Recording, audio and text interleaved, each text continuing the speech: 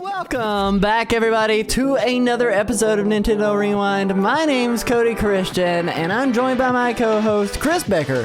We're rewinding and recapping last week for Nintendo. But before we dive in, Christopher, how is it going, my friend? Oh, it's going great. It's going so wonderful. How the heck are you? That's the real question. That's what's been burning in my heart all day. It's burning? Wondering how you're doing. It's burning? Yes. It's burning in your heart? Oh my gosh. It's burning in my heart that you have a good day. And yeah. Listen, I had an okay day today. I've had an okay week this past week. Honestly, like, it hasn't been bad at all. So last week, over the last 7 days, there are only two things I've done just about every day. The first thing is I've worked on a lot of like OBS stuff and learning how to make the stuff look really, really cool. So like I've got new scenes for this, which is really cool, where we get to focus some people. I got a producer that is doing stuff in the background. You'll never know who that producer is. You'll never know. You'll never guess. But the second thing I've done pretty much every day is play Fortnite with you. So it's been like it's been mostly good.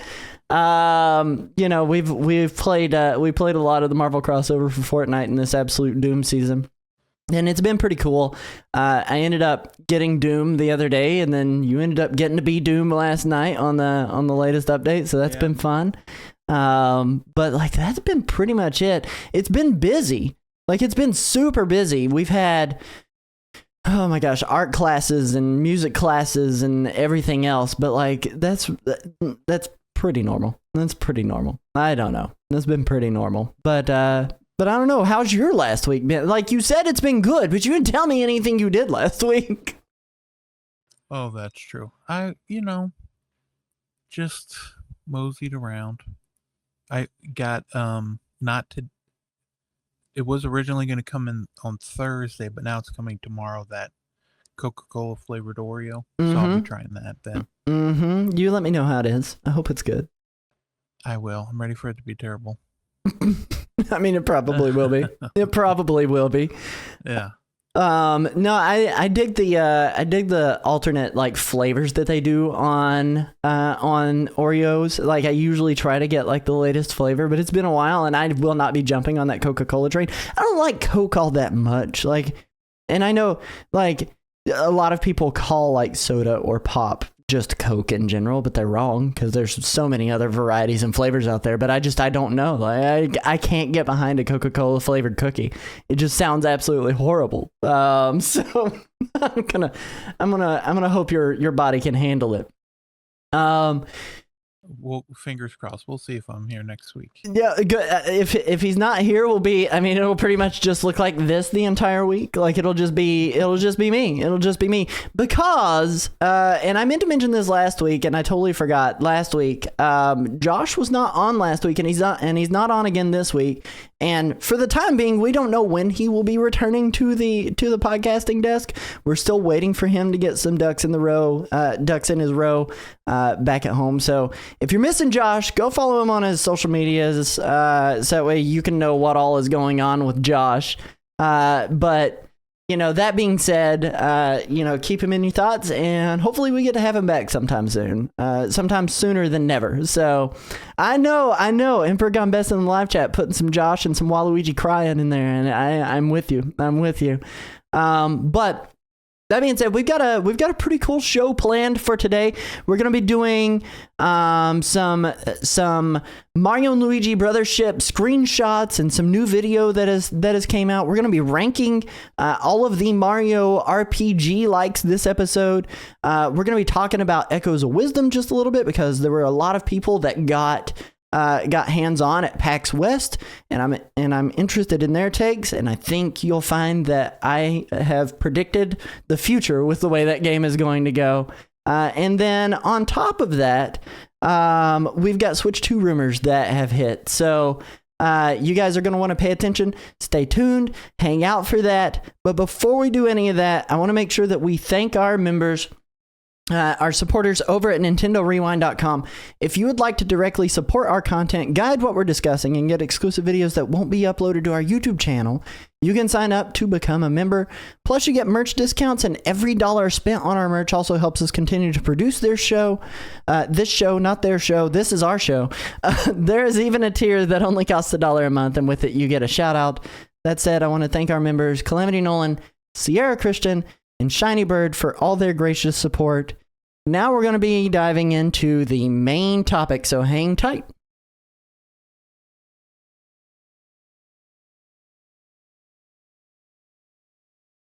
Producer.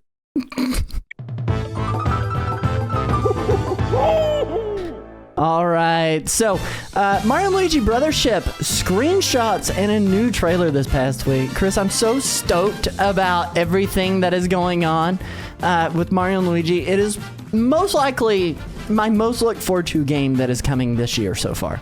At least what's left of it, because there's nothing that's like really kind of ticking all the boxes of the things I love just yet. But it's way up there. And last week, right before we went live for last week's episode, there was a whole bunch of Mario and Luigi Brothership details that got sent out. And you asked me if we were going to cover any of those. I said, I don't know. We're probably going to hold off till next week. Well, it's next week, baby. So we're going to be running through some of the Mario and Luigi Brothership stuff that came out. And we're going to be starting off with a new... Actually, before I show the trailer, Chris, what is your most look forward to Nintendo title the rest of this year? Is it this or is it Echoes of Wisdom? Yeah, no, it's definitely Mario and Luigi. I love the Mario and Luigi series. I enjoy those games immensely. I'm looking forward to the 2D Breath of the Wild, but outside of that, no, I'm definitely number one, Mario and Luigi. And then I guess number two would be the Echoes of Wisdom. The name I almost forgot.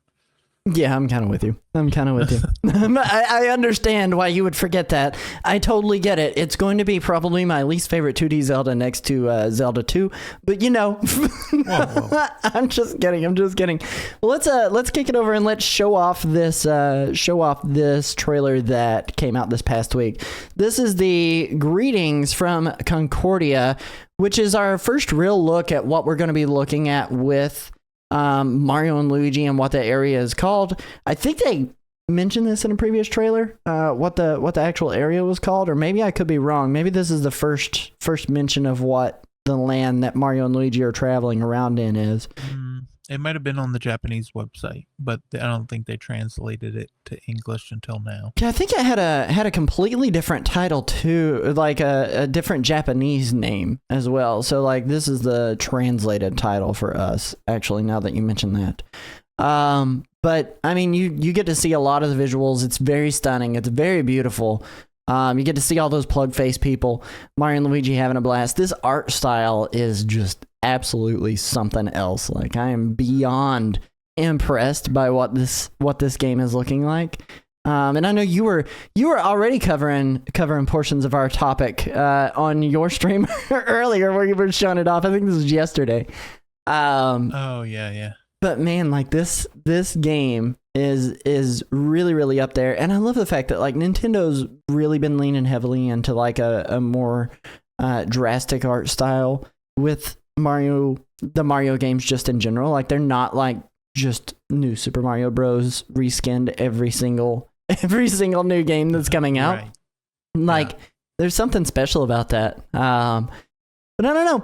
There's a lot to look at here, and at the same time, there's not a whole lot that I feel like we can really dive into because this game is still kind of a mystery in a lot of ways. Like we don't really know what to expect. They haven't done a huge overview trailer or anything. And we've got like 2 months, November 7th, when this comes out. So I don't know. Like, does this inspire you to ask more questions and say, hey, you know, what's going on with the rest of this game? Or are you not really worried about it and you're just going to wait for the next overview trailer to finally come out? Yeah, I don't think I'm that worried about it because once like Emio came out, then they had that like overview trailer for Echoes of Wisdom. Mhm. And so I feel like once Echoes of Wisdom comes out, then we'll get more on the Mario Party, and then after that we'll get more on Mario and Luigi even before Mario Party comes out, and then once that drops, then it'll just be all Mario and Luigi all day. All Mario and Luigi all the time. Yeah. It'll be an all Mario and Luigi all the time kind of month. No, I'm with you. I think leading into the holiday season, like obviously this is their big holiday game, right? Like this is coming out in November. It's what they're expecting to become stocking stuffers for a ton of kids. And also a stocking stuffer for a ton of me just in general. So like I'm excited for this game. But I think we're probably going to get sick of the news surrounding it because they are most likely going to be ramping up the marketing that they're doing with this game just in general. So I don't know. Like I'm excited to see what else they end up doing with it. Just to say, hey, I'm very, very ready to play some Mario and Luigi. There were a couple of other small teaser videos that were shared as well. Not even teaser videos. They were just like explanations of like what the combo attacks and brothers attacks look like. And this is one of the combo attacks. If you remember, you have button inputs that you have to press to be able to do these combo attacks. So, you know, if you're Luigi and you use a combo attack first, you press in your B button. If you're Mario and you're using your combo attack next, you're pressing your A button, and then you kind of follow that sequence so that way they can kind of work together. These are a little bit different than like your standard brothers attack. Brothers attack use brother points. I think these combo attacks are not going to, from the way that it's looking in this, but I mean, I could be wrong. They may have a totally different currency system in this game, because I mean it's been like what 15 years since we've had an actual original Mario and Luigi game at this point. An original one, yeah. So the last one was a remake. Yeah. The last two were remakes. It was Mario and Luigi Superstar Saga plus Bowser's Minions, and then Mario and Luigi Bowser's Inside Story plus Bowser Jr.'s Journey. But I really loved these combo attacks, the way they did these back in the old times. Anyway, and that there's something about the battle system in this game, just in general, that I love, because it actually keeps me engaged in a turn-based style battle environment. It's one of those things where a lot of times with JRPGs, you kind of get into the Pokemon groove of things, which is a little bit frustrating and infuriating. Because you're just mashing A the most of the time in games like Pokemon with these turn-based mechanics. But in a lot of the Mario RPG games, you're very involved in the battling, whether it be timed attacks or timed jumps to avoid getting hit, or doing those button combos to try to unleash a more powerful attack, which I really, really, really like, as compared to your standard JRPG format. But how do you feel about that gameplay? Is that like something you like, or would you prefer just mashing A the rest of the time? No, yeah, I like the timing things properly and doing the different combos. I'm curious to see if they have like accessibility for more forgiveness on your moves if you want them, because I know sometimes they'll have. I think they had it in Super Mario RPG where they had like almost like badges. Doing that. Mm-hmm. Yeah. So I wouldn't be surprised if they do something similar for this. I will say the Super Mario RPG stuff, as far as that goes too, like that game is as involved as it is. It's significantly even less involved than the Mario and Luigi franchise with what you're doing. I liked trying to do the timed defenses, and I liked trying to do the timed attacks, especially like when you're using the super jump on enemies and you're like bouncing on their heads over and over and over again. That's fun. But it's nowhere near as complex as what you do in a Mario and Luigi attack style. So like I'm excited to see what else they end up doing with that. Because some of them, they would have, all four face buttons being used, because you had Mario and Luigi, plus you had like in you would have Mario and Luigi, Baby Mario and Luigi, and so they would use the different face buttons, or Mario and Luigi and Paper Mario. Yeah. So Absolutely. I'm excited to see like what about this game that we don't know. What sort of additions they'll have that we don't know about yet. That'll be exciting to find out. I wish there was just more information regarding it. They did have like one other thing that they shared, which is these the brothers attacks too. So you can kind of see it's consuming a little bit of their brothers' points on there, and you can kind of see how these work out. They're significantly more involved in this specific one. It looks like the more you press B and A in the proper order that they're asking you to do it, the stronger the attack's going to be all the way across the board. Seems to be pumping it up. It does, and you get a little bit of the level up scene there too, which is a cute way that they've revealed when you level up. But this is slightly different from Superstar Saga is the one that I remember probably the best, and the brothers attacks didn't have anything that you could amp up to amplify the damage that you're doing. And this is a nice change in regards to what they're doing there. Let me back this up to the level up screen. So you can kind of see they're not fully leveled up, but as they level up, the flags are going to raise toward the top of the flagpole. And then of course you'll have, if they do it like they've done it the last 4, 5, 6 games, once you level up, you'll have all these different stats, whether it be, your attack, your defense, your stash, which is how lucky you are, or how many lucky hits you're going to get against enemies are going to be. And they'll have that roulette style selecting that. But I really love that results screen. I think that results screen is really, really cool. But there's unfortunately just not a whole lot to talk about in regards to these videos, because you're getting like max of 30-second clips here and there, and across all 3 of these videos.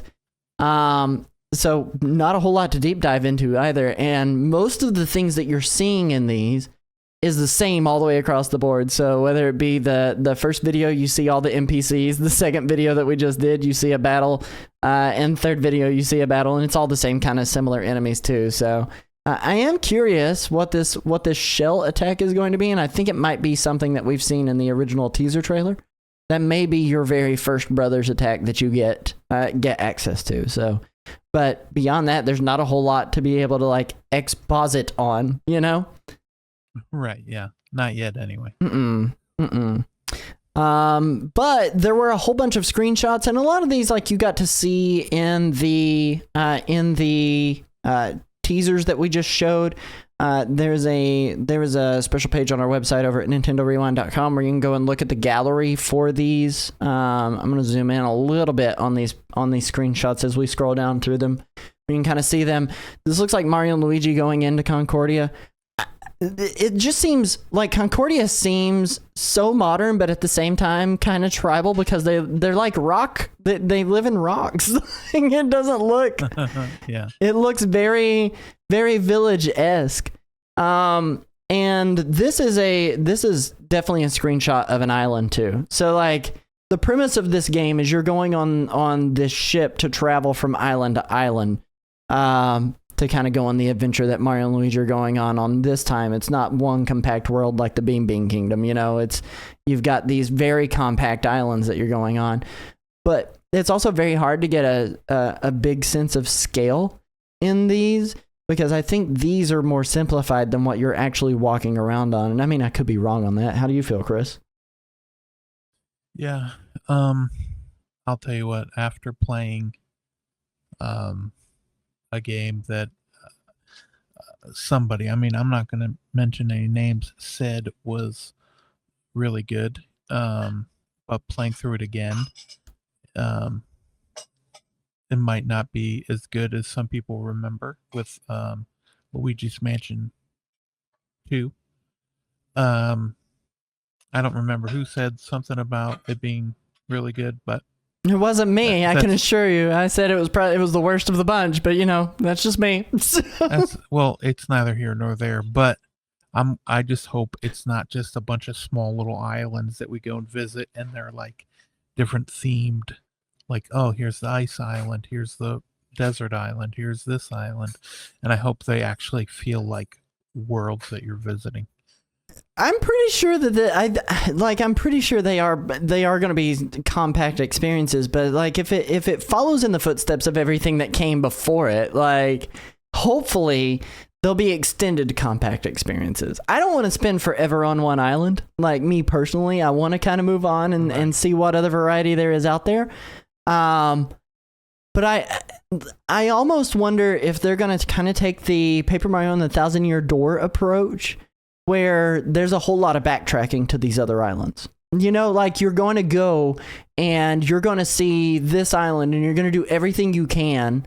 And then you're going to leave to go and progress a little bit further, but you're going to have a mystery you're going to have to go back to the original island you were on to try to solve. That's what I think is going to happen. But I could be wrong. Who knows? I could be wrong. But there's no way of knowing. No, and not at this point with as little information as we've had on any of these trailers or anything. Like it's so difficult to kind of pin that down. Then they have this screenshot. Looks like you're in a port town. This is likely close to the beginning of the game when you board whatever the ship is called. I can't remember from the teaser. Do you remember if they named the ship? It's not the Concordia. Like that is the land that you're in. No, I think it might. Is it the brother ship? I can't remember. You think they're just going to straight up name it the brother ship? No, I guess not. This is very Nintendo, very inventive. But a couple of other scenes here. It looks like a check-in station with the members of Concordia as well. And then some looks at some of the buildings and scenery. This definitely is a very different feel from the rest of the stuff that we've seen so far. Like when you look at this little ramshackle village, and then you compare it to this like phenomenally like well-kept port area, like this is clearly somewhere very different in this game. So really cool design aesthetic still. I like it, but it does beg to be asked, where in the heck is this? Then you got Flintstones Village. Yeah. Real quick, I figured it out. Okay, you figured it out. It's called the Ship Shape Island. Part ship, part island. Oh, the actual ship itself, eh? Yeah, the actual ship itself is called Ship Shape Island because it's an island, but also a ship. I like that. So I wonder if we'll be going to these different islands and then picking up people like that will partners or like furthering the story. Just people that might come and like open a shop on the island that we're shipping around on to like sell certain items and things like that. That would be cool. I'd be down for that. I would like that story beat. Like I said, then you've got Flintstones area. You do see in this image some of the staples for Mario and Luigi games are equipment and item shops. Your equipment shop is the shop back here with the overalls on the blue billboard outside of it, and then you've got the item shop that's a little more in the foreground of this area with the red billboard and the mushroom. So there'll still be consumables and upgrading equipment that you're going to be able to get as you progress through the game. But man, all of these areas look so vastly different, and even like the attire of the people is significantly different from area to area. I mean, if you look at how these people are all dressed in the Flintstones-esque area, where they all have aprons and these peapot hats, and then you go down into this area and you've got most of them are wearing shades and summer attire. Like it's pretty cool the amount of personality they have going there. I do wonder what is going on in this center town plaza, because I don't recognize whatever this sprite is that's like right in the middle with the yellow on it. I don't recognize that from anything that they've shown so far. And item shop over here, again, you see that, but it's a kiosk rather than a shop that you're rolling into, which is cool. You got some more of the Eastern Islander heads with some platforming action. This is clearly outside of a town city. I'm wondering if we're going to see enemies being popped in up through here, but I don't know. It looks like it's too civilized for us to start seeing some enemies in this area, even though it also still looks very wild. But there's just so many NPCs out here. Some scenery coming up to definitely a big story beat. You've got a couple of the Concordian citizens here standing beneath this 2 beanstalks that look like they're about to start growing to allow you passageway going up. And then some more scenery from that rocky area, along with your little sidekick that is traveling along with Mario and Luigi. You've got your save block over here too. That's what the block with the S is, so you can save your progress and kind of move on. Some imagery from some other trailers that we've seen previously with the turtle shell brothers attack. Oh yeah. And then you get a good look at what's likely the main 4 antagonists of this game. Clearly the one in the shadows has to be the leader, and then you've got his 3 henchmen that are going to be rolling around, and you're going to have to take them on one by one. It was a lot like how Cackletta had Fawful, who was traveling in Superstar Saga. And then you've got some video of the battle that's going on in what looks to be that rockier area that they had in some of these earlier screenshots as well. All 3 of the bad guys, and then this is a new enemy that we hadn't seen. And they're more plant-based than anything, because most of the stuff in here is based all around electrical outlets. This is what is the best thing that I can compare it to. And then you've got this plant-based creature, which is crazy. I wouldn't be surprised if it's everything they've shown us so far is probably from the first hour and a half, or hour, maybe 2 hours of the game, because that's pretty much what they did with Zelda, where they showed us all the stuff, and then the people that played it were like, oh yeah, that was the first hour and a half or hour that I played, and then that was everything they've been showing us so far. So I wouldn't be surprised if that was the case, and then who knows what happens after that. But yeah, I like the different, the varied enemies, how they got the theme of the electrical outlets and everything like that, and then also now they got these plant creatures. So I don't know if it'll be the islands that we're going to will have different enemy types or what'll end up happening, but I'm looking forward to finding out in a month or 2. Absolutely. We got 2 months, November 7th when that one comes out. So I mean that's pretty much it as far as what we had in terms of Mario and Luigi Brothership details. I knew we were not going to make a whole episode out of that alone. So it was okay, what else are we going to do today? So cuz Nintendo's just been scant with a whole lot of details on anything that they're doing. But figured why not? Let's fight, Chris. I'm ready to fight you and just see, how you take it on the chin as we get out of this. So we're gonna be doing a tier list of all of the Mario RPG likes. Now there's gonna be some surprise additions in this that I don't think anyone's necessarily expecting for them to be on here. And I'm excited to talk about those because I have argued for those to be put into the RPG category for a long time. And whenever I was looking up Mario RPG style games, they were definitely in there as things that were on the list. So, Chris, I hope you're ready. I hope you've got your fighting hat on. And we're going to be getting into the tier list here for all of the Mario RPG style games. Now, note, I've also got remakes on here too. So I've included them because a lot of times, well, not a lot of times, but sometimes they are a very different experience from the original version of this. And the first one that you see that in is actually the first RPG that we have on this list. That's Super Mario RPG Legend of the Seven Stars. Now, this is not the remake. This is the original one, okay? So, Chris, I'm gonna open it up to you. How do you feel about Super Mario RPG Legend of the Seven Stars?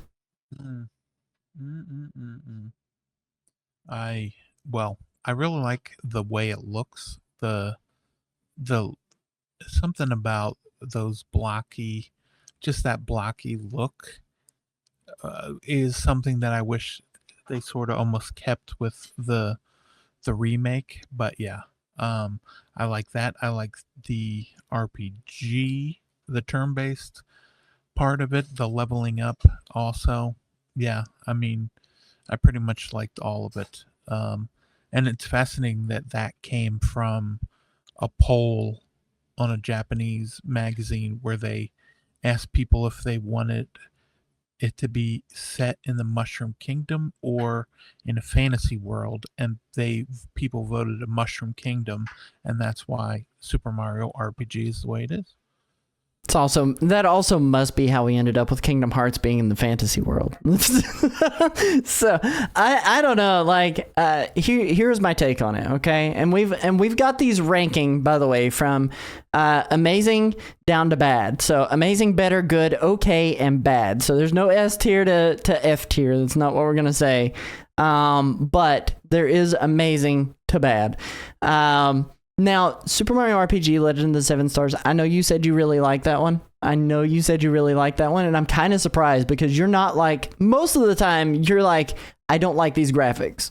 If it does not have a polygon in it, you're like, no, this is ugly. But well, no, if it looks bad, then I say that, yeah. Oh, okay. Well, here's what I'm about to say, and I'm going to give you my hot take. I think Super Mario RPG Legend of the Seven Stars is probably one of the ugliest games on this list. Period. From a standpoint of the graphics are mushy, 9 times out of 10, the enemy design, it's so difficult to tell who is who and what is what and where the eyeballs are located on a creature. And back in the day, like, especially with a lot of Square Enix style of games on the Super Nintendo era of stuff, it was sometimes really hard to tell what creatures look like. I mean, if you look at the comparison of Bellamy from Super Mario RPG Legend of the Seven Stars and you compare it to Super Mario RPG Remake, it is night and day from what we're looking at on Super Mario RPG Legend of the Seven Stars. I don't understand it. It's so crazy to me that it looks so very different. But yeah, it doesn't look as good, you mean, the remake. Falsifications and lies. But no, it looks too good. It looks too rounded. It doesn't look blocky enough. It doesn't look good enough. If you want blocks, go play freaking Minecraft, bro. Like, or maybe, you know what? Here's where I will say, like, the Minecraft movie teaser that came out this past week looks awful compared to original Minecraft. So, but Super Mario RPG Legend of the Seven Stars, it has super amazing gameplay. You know, I criticized its look. It has super amazing gameplay. It's the father of everything that came after it in terms of Mario RPGs.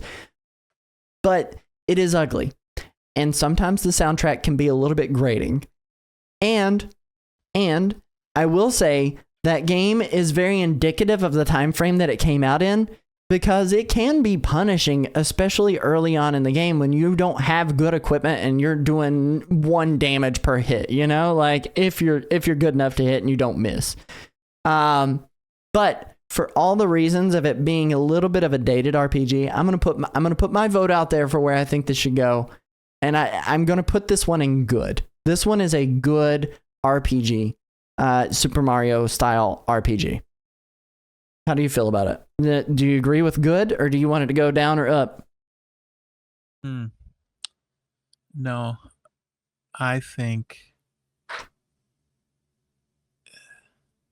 I was closer to better. You think closer to better? Just No, you're good. You're good.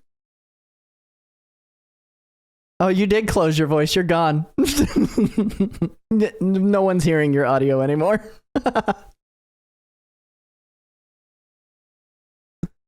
Your mouth's not moving and no one's hearing you.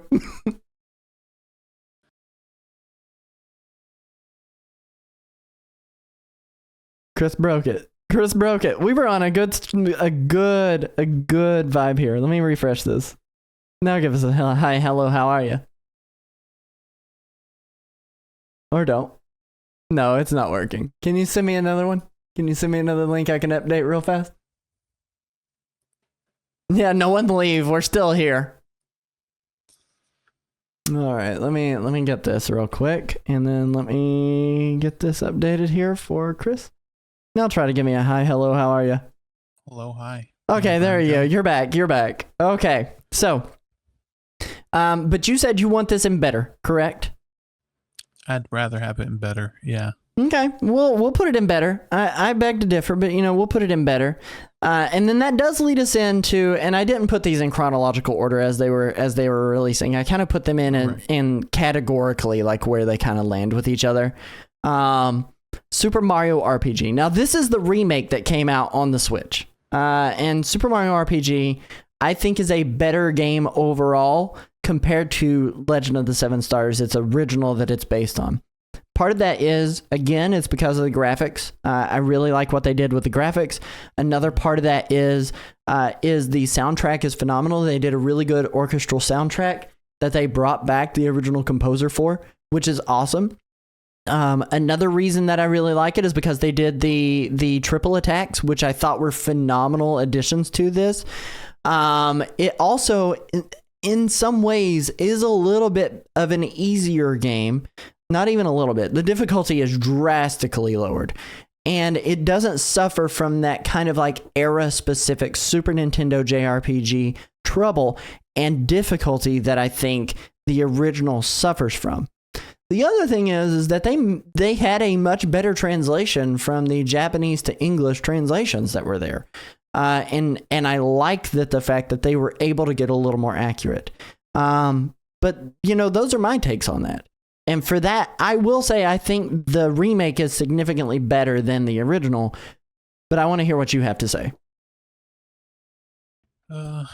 Well, yeah, no, I like being able to switch at any time with the different, in the middle of a fight.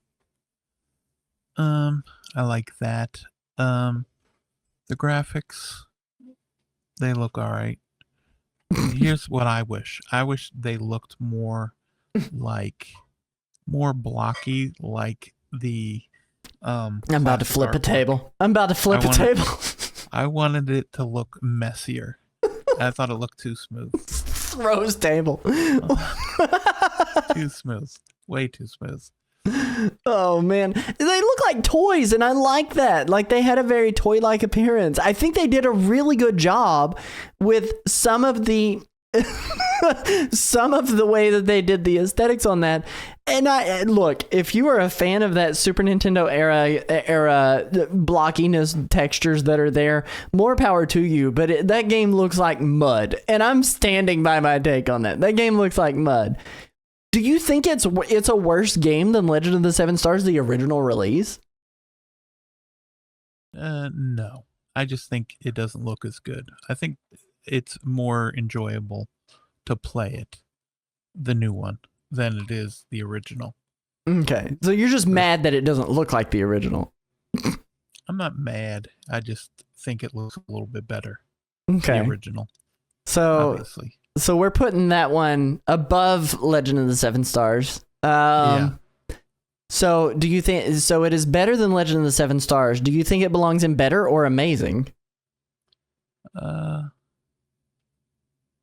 can stay in better for now. Maybe we'll change it. Okay. Then we get into the Paper Marios. Again, this is a totally different, it's still a Mario RPG. Right, but it is very different from the main aesthetic. I mean, first off, you're playing as a Paper Mario. It was the introduction of probably the most generic version of a Mario that you could possibly alternate to. I mean, what's next? Wood Mario? But Paper Mario launched on the Nintendo 64. And I gotta be honest, while aesthetically that game still holds up very well. And I can't say that about a lot of Nintendo 64 games. Most of those look horrible by today's standard. But Paper Mario, it went for an aesthetic, and it did it well.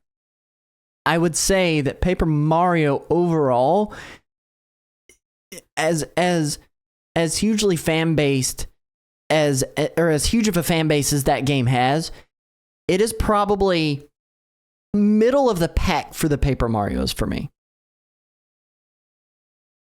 Middle of the pack. you're saying the OG original, Yes. originally tentatively Super Mario RPG 2 is the middle of the pack. I'm trying to think because there's a lot of bad Paper Mario games. We just hate them. We hate Paper Marios. Well, they're it's not my fault. They're not that good. But yeah. Wait. What are you falling on in terms of where it lands? If I had to rank this one, I would say that I like both versions of Super Mario RPG better than Paper Mario. Better than the original Paper Mario. And if I were to pick a place for it, I would say Paper Mario itself is good. So not only is it middle of the pack of all of the Paper Marios, it's probably middle of the pack in terms of its ranking too, for me. Okay, yeah, I can agree with that. It's Okay. good. Easy peasy. Yeah, it's good. It's good. All right. So then we go into the sequel to Paper Mario, and this one came out on GameCube. Paper Mario: The Thousand Year Door. Now, Paper Mario and the Thousand Year Door, I'm just going to level with you right now. It is probably my number one favorite Mario RPG game. It is probably my number one favorite. And I'm not in the minority when I say that. I think there's a lot of people out there that will say this one is likely the best Paper Mario that's out there. I think Calamity Nolan in your live chat today was saying the same thing. Paper Mario: The Thousand Year Door, and then it is greater than X is greater than the rest of them, right? So I'm not in the minority when I say that. But I think from a aesthetic perspective, from a story writing perspective, from a gameplay perspective, that game got so much more interesting than the original Paper Mario ever thought about being. And the battle mechanics got so much more complex than anything else that it came before it. Which, granted, there were only 2 games that came before it, and they're both on the board right now. But I was so impressed with The Thousand Year Door and its super humorous writing and the partners that you got to play with and play as. And even the troublesome parts where you had a whole lot of backtracking that you had to do. Like Paper Mario: The Thousand Year Door is God tier for me. Like that is where it's at. And I am putting that, like, personally, I'm putting that in amazing. But I don't know if you agree with that take or not. And I would hope that you do, because if you don't, you'll be in the minority, I think. But yeah, so Thousand Year Door, it's just not a good game. No, I'm just kidding. Oh my God! Why would you do that? There goes all our viewers. They're gone. They left. No, I agree with you. I think all of your companions and people that you have with you are great, and the fact that they haven't been as good since then is also a bit of a bummer. But yes, it is probably my favorite Paper Mario on there besides the one that came out this year. Yeah, that's fair. When you're talking about the remake of that same game, Yes. I would agree with that. I understand that. I will say I think the remake of it. I mean, since we're on the topic of it, we can go ahead and kind of rank it. It is a very faithful remake. It's kind of difficult to say one or the other is better than the other one. I think the remake, it gave some better quality of life experiences where you could swap out again, it was just another one of those situations like in Super Mario RPG's remake where you can swap out your partners at any time and not have to go into your menus and do a bajillion different things just to get to the partner that you wanted.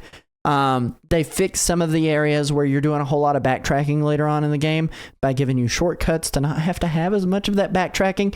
So I think overall it's a more streamlined, better experience. But they are both so hand in hand, it's difficult for me to rank one above the other. The GameCube version I have a lot of nostalgia for.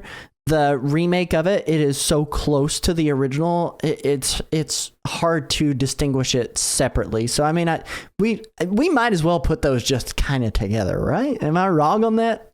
Right. Yeah. I mean, besides the 30 FPS, but yeah, I mean, it doesn't run in 60 frames per second like the GameCube version did. But yeah, you know, which is crazy. It's hard to keep up with the GameCube, you know. It truly is. It truly is. It was able to go faster because of that small little disc. It spun faster in the GameCube. There's no disc to spin, so it can't go any faster in the Switch. Then you go into the Wii era, and we've got Super Paper Mario as the first Mario RPG up on the board. Chris, did you play any of Super Paper Mario? I certainly did. I did not unmute my mic. Yeah, it is. That one right there is my second favorite Paper Mario game. Wow. Okay. I liked it a lot. I would say I love that game. It's a game that I am looking forward to when they finally do re-release it, probably in 2028 or whenever they get around to it. Hot take predictions. You heard it here first. Nintendo's working on it. Yep, 2028. Put it in the page 6. Yeah, there we go. There we go. But yeah, I'm looking forward to hear what you think of it. Did you even play it? I did. Okay. It was, so I didn't have a Wii at the time when it came out, but I had floor mates who had a Wii at the time, and they went and bought it pretty much day one. That was how I ended up being able to get it and be able to play it. So I played it pretty much right at launch. That game, like a lot of people, I mean, even when I mentioned it was on our list, I think you said to me, you're like, is that even an RPG? And I'm like, yeah, it technically is, from the standpoint of, yeah, it's still just a platformer, right? But it is absolutely an RPG because you've got equipment, you're leveling up, you're dealing more damage when you jump on enemies. But this was the first one they tried to blend with the platforming elements super specifically and putting the RPG mechanics on the back burner. And while I do really like this one, I think when you stack it up against a bunch of RPG games and saying, you know, these are the best Mario RPGs, it's difficult for me to say, hey, it's the best, it's an amazing RPG experience. It's not necessarily that. It's a good game. And I don't want like my own personal ranking of this one to affect the fact that people might not think that this is a good game. It is a good game. It's a really good game. And if I were ranking it on just the game itself alone, I would probably put it in the better category. But because I'm ranking it against other RPGs and trying to say this is the RPG experience you should have, like it's hard for me to put it in that better category. You know what I mean? Yeah, I hear you. I'm trying to think here. Mario. So one of my favorite things in not just Mario RPGs but RPGs in general is how I can level up. Like, what's the leveling up experience? If I'm not leveling up, it's something I just don't, you know, what's even the point of having the battles? But make number go up. I'm with you. But this one here, we got the you know, it's in 2D and then it switches and turns around and does the 3D with the change the perspective. You can switch the perspective. You play as Peach for some of it. Yeah, but I could see what you're saying about it not being. I'm perfectly fine putting it under good. Yeah, I think that's where I kind of land with it, is that this is a good, like it's a good Mario RPG-esque, but it's difficult for me to say it's like the best RPG experience, you know? Would you put that below or above Paper Mario? Regular Paper Mario? I would put it above Paper Mario. Okay. Where would you put it? Below it? I would probably put it below it. I think the original Paper Mario, even with all of its quirks and the way that it plays and the less engagement that you had in the battle system that's there, I think Paper Mario itself is probably a better structured game. I did like the pixels in that game. They had really cool abilities that they gave you, and I liked the crossover stuff with playing as Bowser and Super Paper Mario. I mean, they kind of did that too with Paper Mario Thousand Year Door. I thought that was cool. Right. Yeah. But like overall, I would probably put that one below Paper Mario itself, just for the simple fact that it's not a traditional RPG experience. Listen, I'm fine with that. You're too giving on this one. Reasonable. You are a reasonable man. I'm looking like the unreasonable one. I'm like, it's a bad game. All right, so we're gonna get to one here that I've only played a little bit of. I've never actually played a whole lot of this one, and the main reason being is the way that they did it, and that'd be Paper Mario Sticker Star. How how do you feel about this one? Because this is one of the ones I started and I dropped off, but I'm gonna let you start, Chris. We can start off putting it in bad. Oh, easy. I agree. Not a fan. I do not like. I didn't really feel any need to do any of the battles. Just get enough stickers to fight the boss and then just run past everybody. Yep. There's no real reason to find anybody. Emperor Gun says Sticker Star, more like Sucker Star, am I right? No, absolutely. That game got a lot of people too, and this one was on DS or 3DS, wasn't it? Sticker Star, that one was a 3DS release. 3DS, yeah.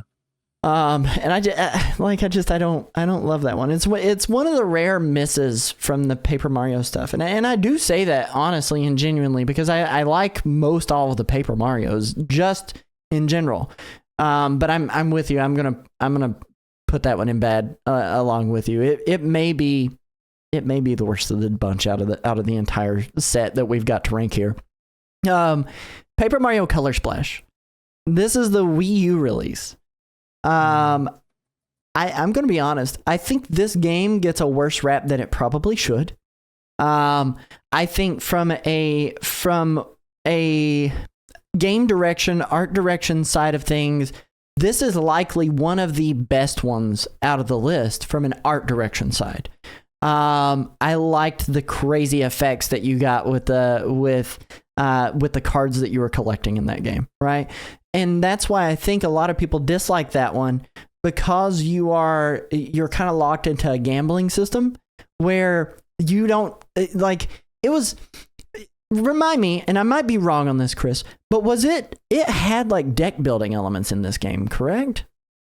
Like you had like specific cards that you were swapping in and out of your deck, I believe. It's been a while since I played this one, a good long while.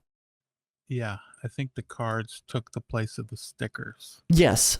So I mean, and I think that's why a lot of people dislike this one, because it was so random and chance based. You didn't feel like you had great control over your progression in that game.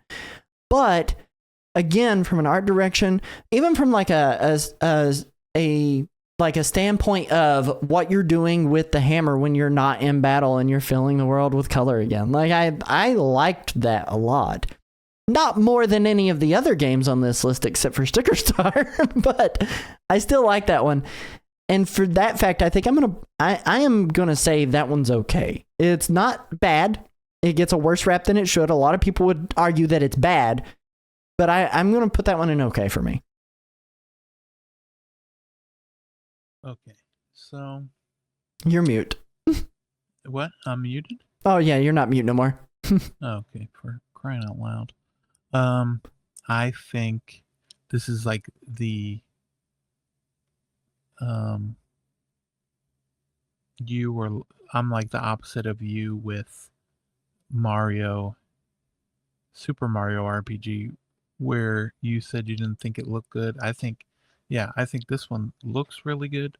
and that's about all it has going for it. I did not like the card-based thing. Another thing with that was you weren't leveling up like you would in a traditional RPG. And so that was another game that just made me want to hoard my cards for the bosses and not worry about using them outside of that. Yeah, I did not like this game. Random fact about this game, it came onto the eShop 2 weeks before release, right, to pre-order it. And for the first like 5 to 8 hours, if you pre-ordered it, you got to download it and play it right away.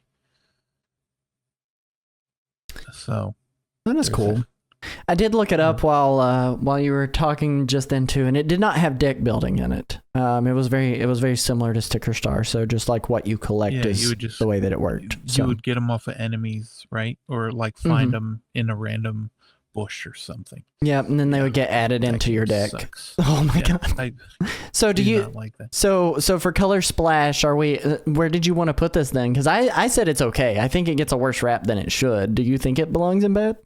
Yeah, I think it's a bad game, and I think better than Sticker Star. No, of course not. Worse than Sticker Star? What? No. I'm saying it's not worse than Sticker Star. Oh, okay. I was like, hold up. That's what I meant. Yeah. Okay. We're gonna put it in bad for now. We may reevaluate when we get to the end of this. Who knows? Whatever is worse than bad, if you want. Oh no. And then we get into Paper Mario and the Origami King. Can I just say, first and foremost, before we dive fully into this, R.I.P. Bobby. Best boy in almost all of the Paper Marios ever. Like he was one of the best written characters I'd ever seen out of a Paper Mario game, even though he was generically a bomb. Like there's no way to go around it. And I don't want to spoil any of that game because it's still somewhat recent. I mean, it's like 4 years old at this point, but it's still somewhat recent. And if you haven't experienced that game's really good. That game's really good. The story writing's also good. But I mean, like, when you're having a JRPG, the story has to be good. That's what propels you forward in JRPGs, is the writing, right? Like, the whole reason you're playing that is to see the story that unfolds. It's a lot different than like a regular Mario game where the whole reason you're playing is just to do platforming and play around and have fun with Mario as Mario. But Origami King, here's the thing that I think holds it back from being amazing, okay?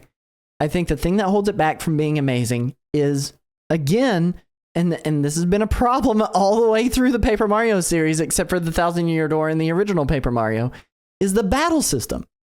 It was a puzzle, and it was a circular puzzle that you had to shift around to try to get the right amount of spaces to get Mario to go do the thing and do the attack, and it never felt like you had full control unless you were super smart. Now, granted, that game did have a whole lot of fail safes in it. So if you felt like you were an idiot and you couldn't do the puzzles or you were a big dummy, you could pay to have the puzzles get solved by the crowd for you, which was hilarious first and foremost, but you're collecting coins to have them solve the puzzles for you. But that being said, I love the Origami King a lot. I wish I had access to this video. When that game came out, I was playing it for Trip, my oldest. And we're in the living room, and I'm reading him the story, and I'm doing the voice acting thing. I was doing everything I do on stream before I streamed. And I am reading this out loud. He's watching it, and this person comes and takes the Princess Peach castle. And as I'm like escalating the story and doing the voices, he has a meltdown and screams, "No, not Peach's castle!" Because he's like a baby. He's like, it was so adorable. And almost because of that memory alone, like part of me really loves that game because it was, by proxy, Trip's first Paper Mario experience. And it wasn't a bad one by any means. I love that game. Now, is it an amazing Mario RPG game? No. But I am going to put this one, for me, in better. How do you feel about that? I think it's a bad game. I do not like the puzzle mechanics I don't like. The just it's just the whole puzzle of it. The battles were like mundane by a certain point. You get to a certain point and you're just, oh god, it's just like trudging through mud. It's just not fun, not enjoyable. Nothing that the you said you didn't want to put Super Mario RPG or Super Paper Mario up too high because it's not, because we're talking about RPGs. This is a puzzle game. This is not an RPG.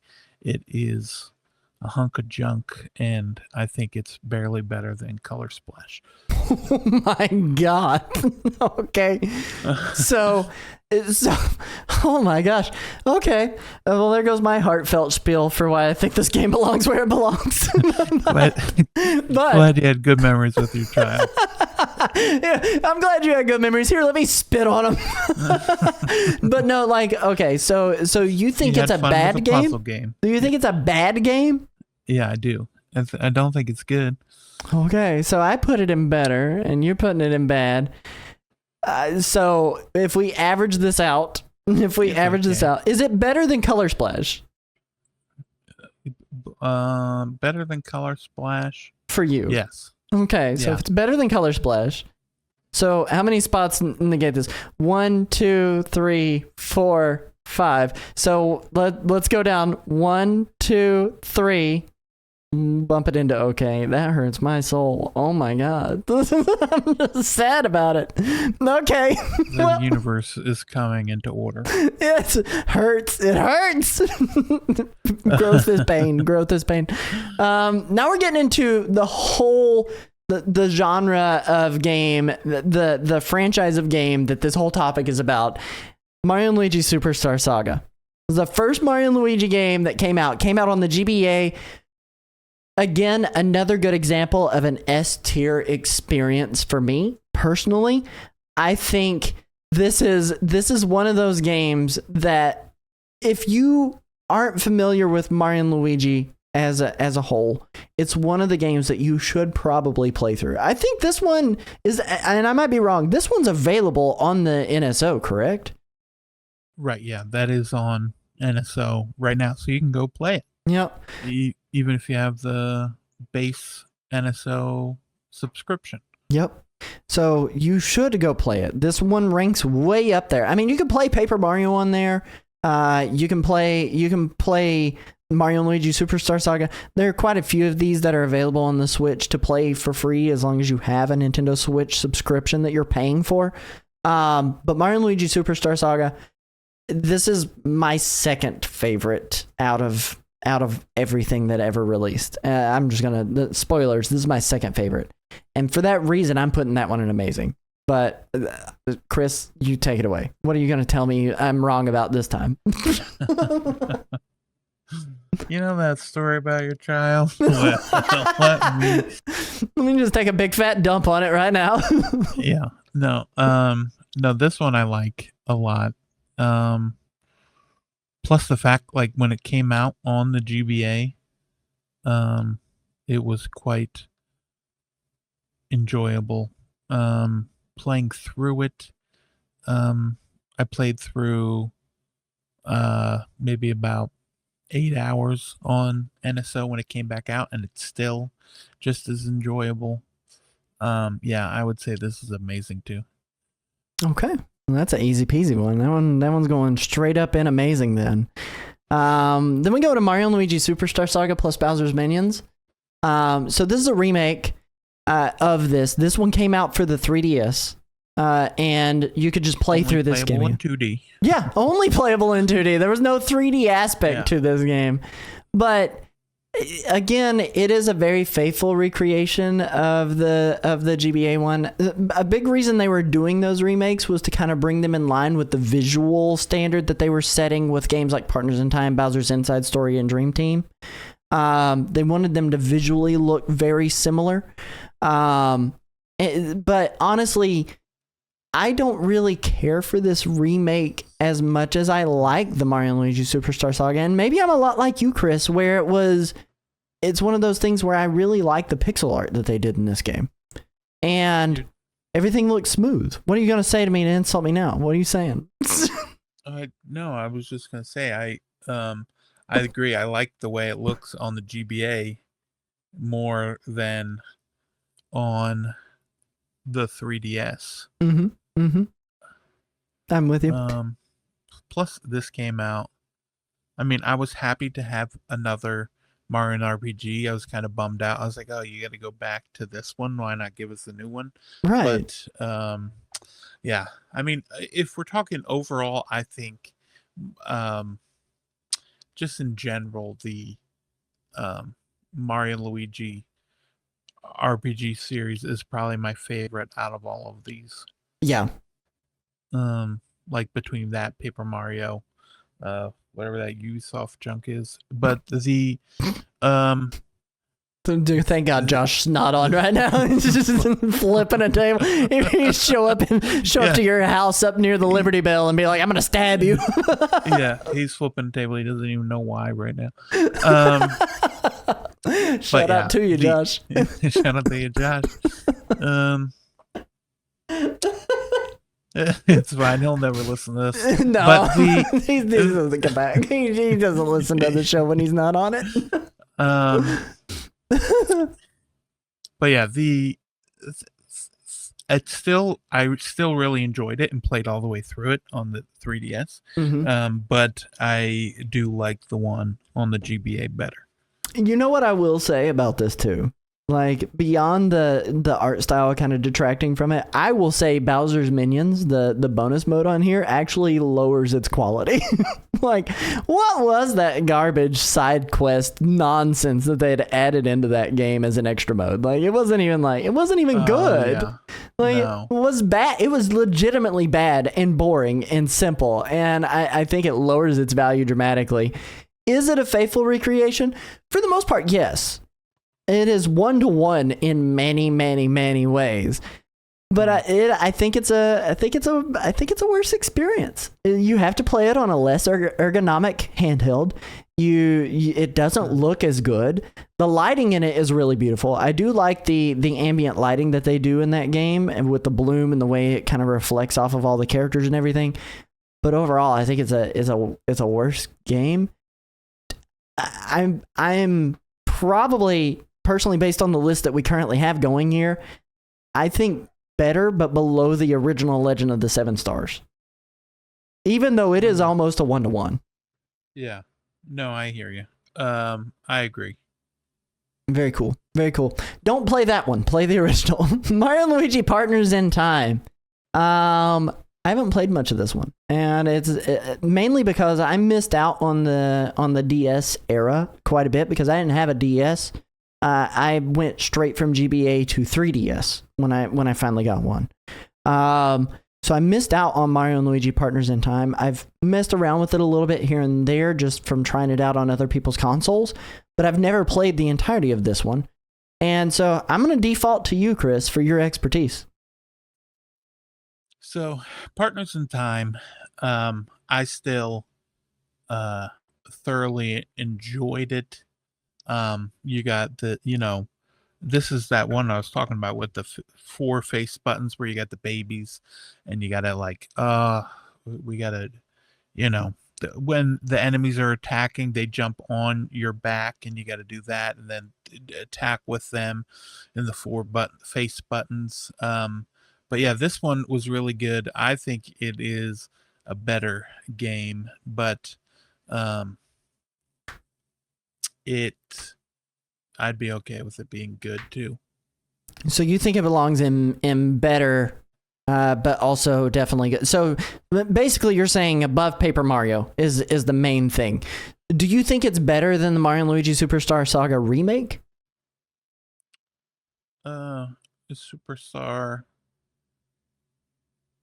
No, because I think the Superstar Saga, like everything they had in that game, I liked all the stuff in the game a lot more than even without the side stuff, just playing, all the stuff that they have in that one. Okay. Although I will say, because we haven't gotten to it yet, but that is not my favorite. You know, it's not my favorite Mario and Luigi RPG.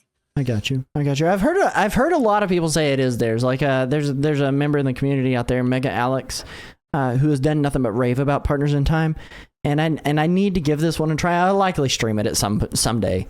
But we kind of go into another one of the DS era Mario and Luigi's, and they did do a 3DS remake, but I was so disappointed with my Superstar Saga experience. I didn't play the Bowser's Inside Story remake either, so you're gonna have to kind of carry me on those two individually. I'm sorry. Yeah. I feel like a fake Mario fan suddenly. It's fine. It's fine. You don't really like Mario games. It's fine. I get it. I understand. You're busy playing Minecraft, I guess. But what I will say is, Bowser's Inside Story, I think playing it on the DS and like turning the screen sideways where the screens match each other was the better experience for me. You held it like a book? Is that what you're saying?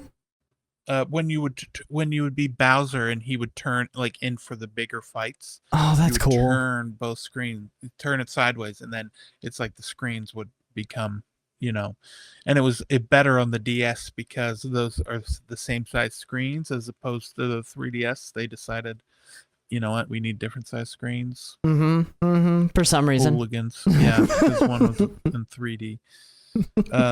But yeah, Bowser's Inside Story, I think that might be my favorite of all the RPG games.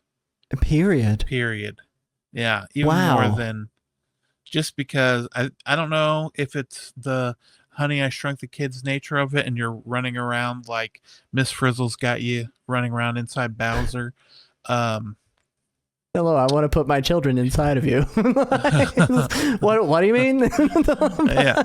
So Bowser will have stuff happening, and then you got to like go inside of Bowser and help him out and fight the enemies inside of Bowser so that he can help you. So it was like Mario and Luigi are working with Bowser, but kind of, from the inside, literally. Did I feel like I've missed something drastic at this point then, because I mean, it's like, look, I don't want nostalgia to kind of color this too much, but Superstar Saga and Thousand Year Door, I've heard unequivocally most people say like those are the best of the best. And I rarely hear anyone talk about Bowser's Inside Story. And I know this is like your own personal experience, but man, that is a surprise.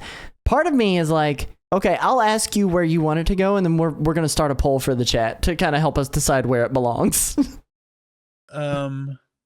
Yeah, I think Bowser's Inside Story is amazing. I will say that. I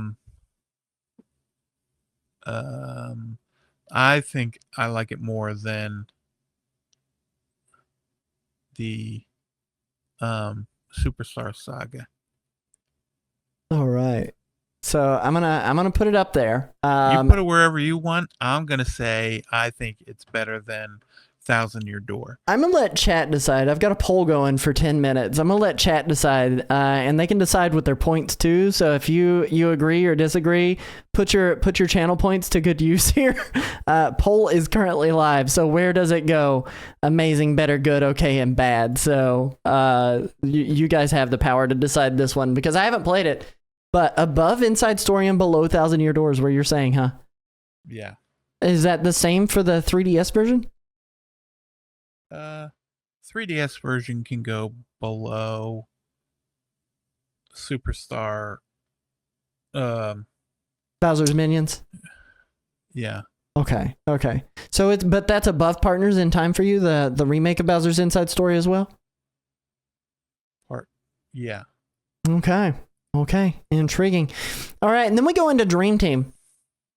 What console was that one released on as well? Was that another DS one? I think so. Yeah, they released a lot on the DS. Oh my gosh, I missed out on an entire era of Mario and Luigi games, and I think that's why I missed so many of these. Because I didn't have the DS. So Mario and Luigi Dream Team. Basically you're partnered up again with dream versions of yourself. Is that correct? So you're using all 4 face buttons. It's when it's Luigi's dreaming, and you go inside of Luigi's dreams. But they have a lot of going inside of things that people don't want you to go inside of, like in this series. Okay, so fill me in. Is Mario and Luigi Dream Team a worthwhile experience? Do we go back? Do we go into that? Am I going to play that one? Yeah, you're going to play it. Here's the thing. I can see some people not wanting I could see people. I think this is the one that some people didn't like. But yeah, you are in the dream doing dream-like stuff with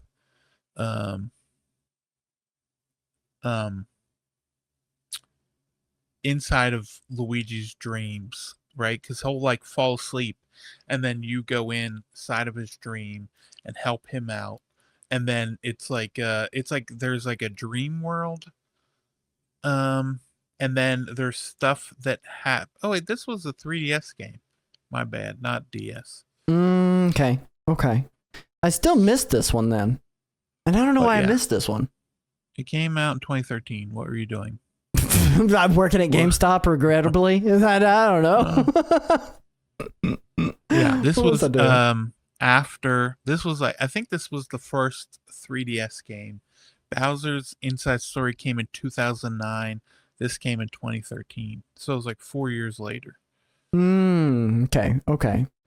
So, and it was part of Luigi's The Year of the Luigi. That tracks. That makes a whole lot of sense, actually. I don't think I was at GameStop at that point. I might be wrong. It might have came right around the time the Year of Luigi was going on.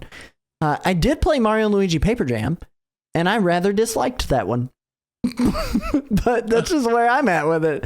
No context. But Dream Team I missed. I totally missed that one. So amazing, better, good, okay, or bad? Better than Partners in Time? Partners in Time, I think I remember liking Partners in Time more. Okay. Yeah, I liked Partners in Time more. Here's the thing. I played all of these games a lot, just because they're in handheld, and with my ADHD, I like to, if I'm watching a game, I would like or watching a show or doing something else, I can't focus on the show unless I'm doing something else. So I would play a lot of RPGs like this, where I didn't have to really focus all that much on it. But yeah, I remember liking it, but yeah, I liked what's called it more. Partners in Time. Partners in Time more than Dream Team. I got you. I guess we'll put that one in good, just above Paper Mario. I'm totally fine with popping that one in there. Mario and Luigi Paper Jam, I liked it less than Origami King, but I really liked Origami King. And I'm not going to give any context on why. I just don't think it's a good, it's not the greatest Mario and Luigi game, and it's definitely not the greatest Paper Mario game. And they tried to blend the two elements together just a little bit too much, and it just didn't work out quite the way they wanted it to.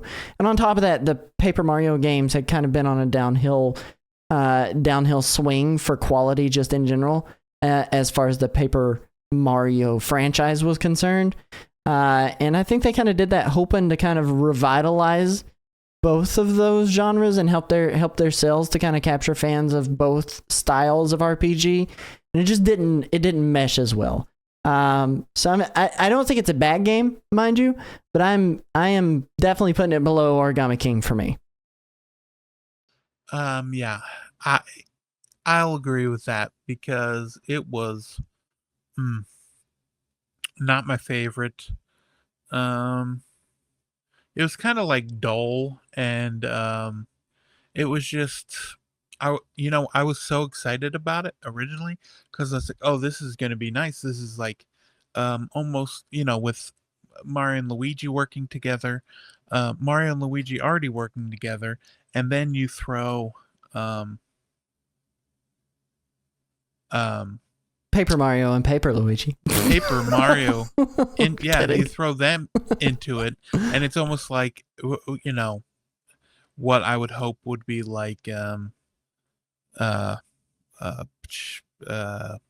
now I can't even Who Framed Roger Rabbit, where you got like the two Oh different yeah, styles, yes. and it just didn't, I mean, you hate to make the pun, but I'm gonna do it. It just fell flat.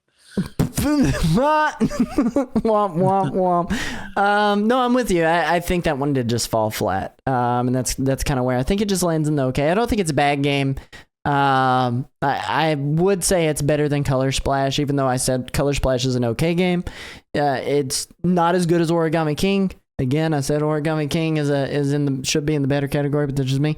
But now we get into the Ubisoft titles. And if Josh were here, I can tell you right now, we'd be fighting, we'd be both saying they're bad just to get them to go down, down from out of amazing. But I don't think they're bad games, and Josh isn't here to defend them. So we're gonna rank these how we genuinely feel about them. There were two of them that came out. There was Mario plus Rabbids Kingdom Battle, and we're not going to talk about their DLCs. We're talking about just the base game that you got to experience with these games. And here's what I'll say. I think Kingdom Battle is a better game than Sparks of Hope because it was so much more novel of an experience at the point when Sparks of Hope came out. I mean, we'd already had, 2 DLCs plus the base game for Kingdom Battle that had released. And the novelty of mixing Mario and the Rabbids was kind of gone. I am a sucker for a good tactics game. Final Fantasy Tactics is phenomenal. I love Fire Emblem. But Mario plus Rabbids Kingdom Battle, as much as I love Mario, I didn't really care for the Rabbids. And that's what almost kept me away from buying this game entirely. But I ended up picking it up pretty close to launch. I didn't buy it directly at launch. I bought it pretty close to launch though. So I paid the full $60 for it. And overall I came away very impressed. The cinematics that they had done in that game was really, really cool. It was kind of cool seeing Mario with a gun. It was also super cool getting to see the character design that they did with the Rabbids looking so much like they belonged in that Mario universe, even though they still very much looked like Rabbids.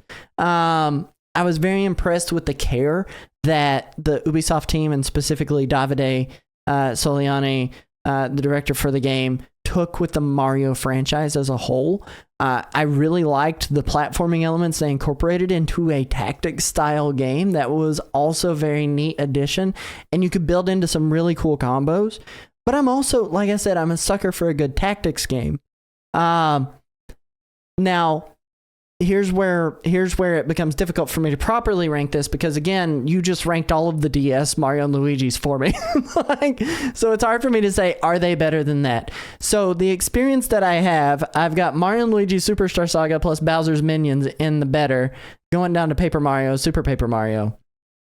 And where I've kind of gotta go for this, I think Mario plus Rabbids Kingdom Battle, I think personally my take on this is that it is a better game than Super Paper Mario, but I don't think I'm gonna rank it above Paper Mario just for the nostalgia factor alone. And maybe that's just me not doing it fairly, but I think I kind of put this below Paper Mario but above Super Paper Mario. Which, by the way, live chat voted, and it does look like you've been overridden. So you went amazing. Live chat went bad for Bowser's Inside Story. So we're going to put it right at the top of good, just above Partners in Time. Absolutely not. I will leave the show if you do that. What? You can't do that. I just said that. Live chat decided. We gave them live the power. Live chat has no power. I didn't give them the power. How about Oh my I hope God. you have a good rest of the show. And No, I'll talk to you later. hold on. No, don't go anywhere. Don't go anywhere. Listen, you can't go. Just You give can't them their points back. Just give them their points back. This is Mrs. Nerd rubbish. voted bad as a joke, is what she says in the live chat. Chris saying this ain't a democracy, bitches, says Suzish. Yeah, Oh man. just one time. She only voted one time. Yeah, she only voted one time. Chris, you can't, baby, come back. But let's go to Mario plus Rabbids Kingdom Battle. What do you think about that one? How do you feel about it? Yeah. I liked I kind of like the novelty of it, with it being something like new and different, and how it kind of almost gave me this sort of like XCOM sort of feel, in a much dumbed down version of it. I guess that's a mean way of saying it, but the it was a really nice looking game. The other game looks nice as well, but I just could not, for the life of me,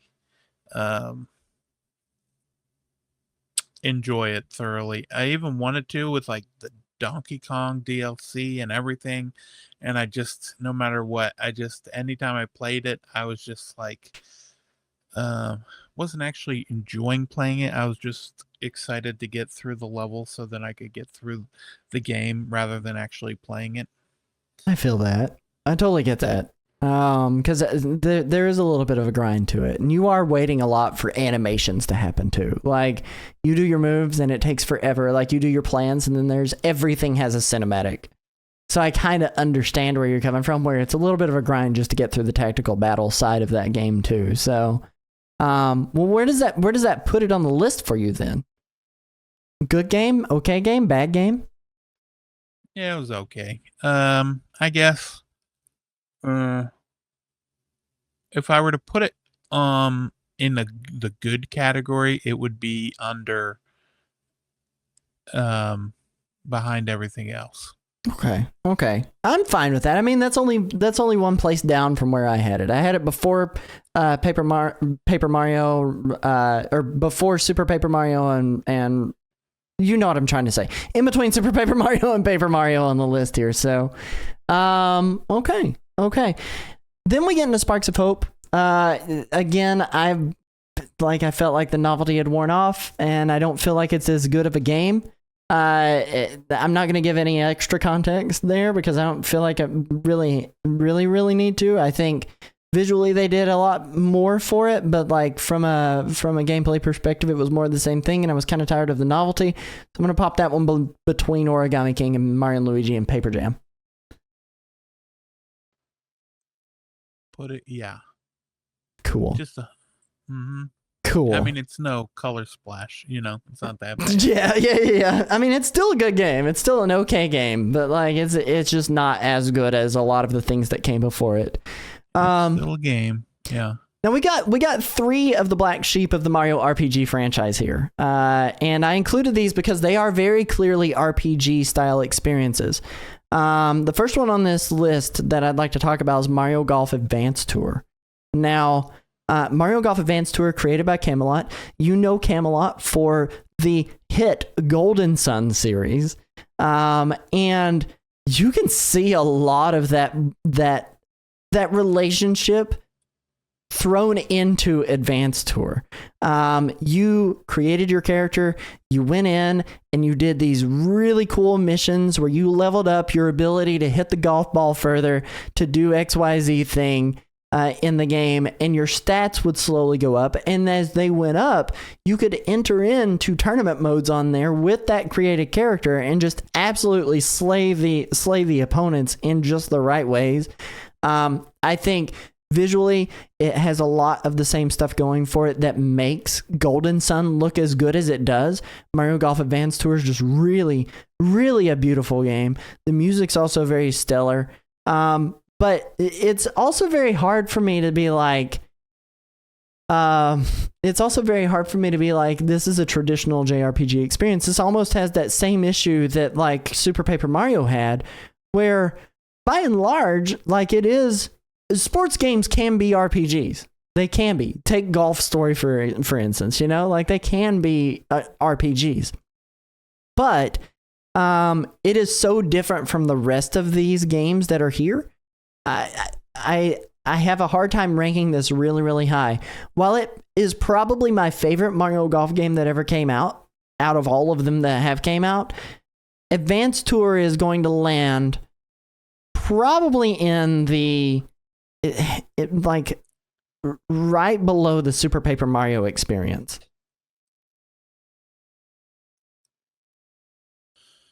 It was okay. You could tell that the people that were working on Golden Sun weren't allowed to make more Golden Sun, and they wanted to, and they had to make these dumb sports games, and so they were like, okay, if we're gonna be forced to make these games on Game Boy Color, on the GBA, we're going to go ahead and sneakily add in these RPG elements.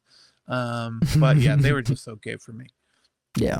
I mean, just like below Super Paper Mario, above Kingdom Battle is kind of where I land with it. You kind of in that same. Yeah. Okay. Yeah, that's good. Okay. Then that brings us into Mario Tennis Power Tour. Now, this was an interesting take on it. I believe who was the developer on that one again? Was it also Camelot?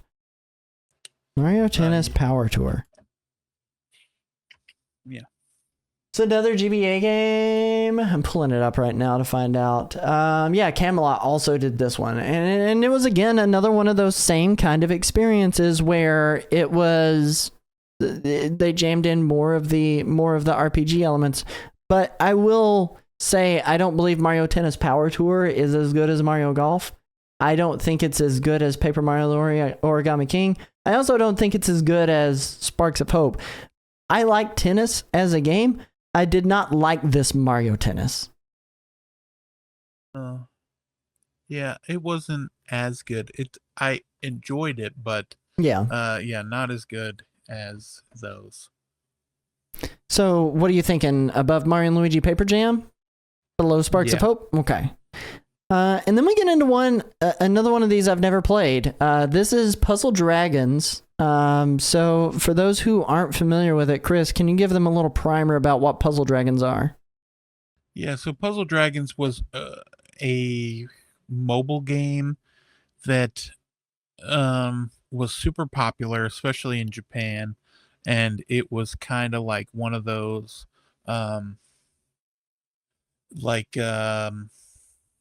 what was it, like a kind of like a Sudoku, but not Sudoku. P-Cross Sudoku, kind of like Tetrimino. Yeah, or it also reminded me of what's the name of that one that Candy Crush Saga.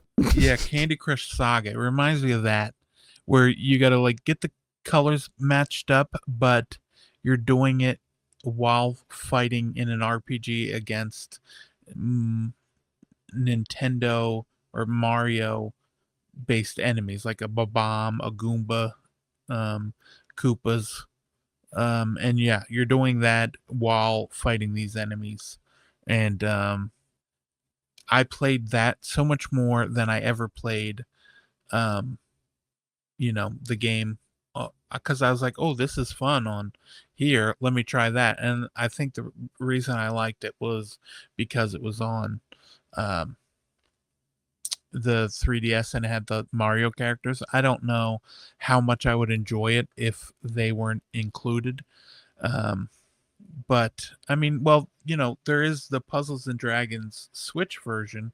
There's one version on the Switch, and that one is not terrible, but it's no Puzzles and Dragons Super Mario Brothers Edition. I gotcha.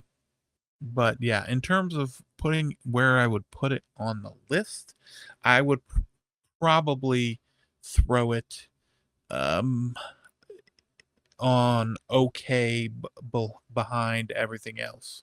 Because it has some of the just like mobile game elements to it. Like it's just a puzzle game more than anything.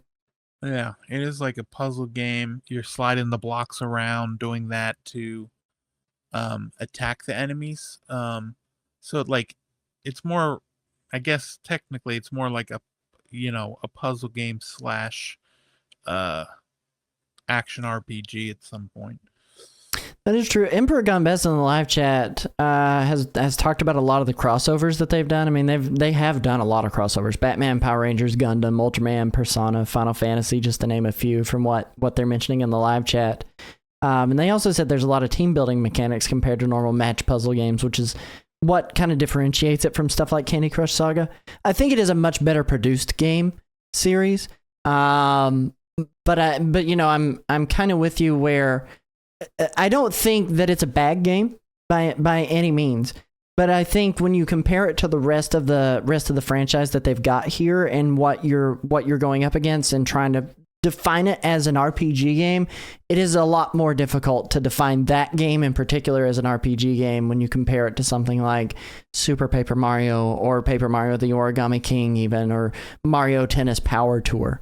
It is just so drastically different from the rest of the genre that it kind of stands as just an okay game, when in all reality, it's probably more than just an okay game, correct?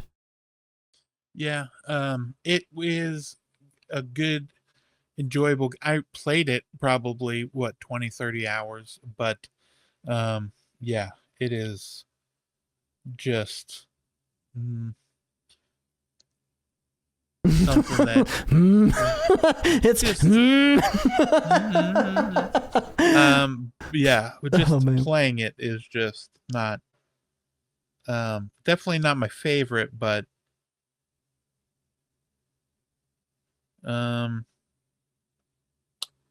it is a game that if they were to bring it out on the Switch, I'd go back and play it, but it's not a game that I'm like craving. Yeah, you're not like, hey, please port this over. Yeah. Right. I'm not begging for it. Yeah. Right. Okay, I got you. All right, so here's what we got. Here's what we got on the board right now. So we have essentially two games that are amazing. Paper Mario: The Thousand Year Door and its remake, Hand in Hand. And Mario and Luigi Superstar Saga in the amazing category. Okay. In the better category, we've got Super Mario RPG and Legend of the Seven Stars, the original version of it, Hand in Hand, but Super Mario RPG kind of edging out the original version of it because the quality of life changes. Mario and Luigi Superstar Saga Bowser's Minions, Mario and Luigi Bowser's Inside Story, and Bowser's Inside Story Bowser Jr.'s Journey in the better category. Because I had to have some sort of democracy here, Chris. We can't have everybody put in their channel points and then not do anything about it.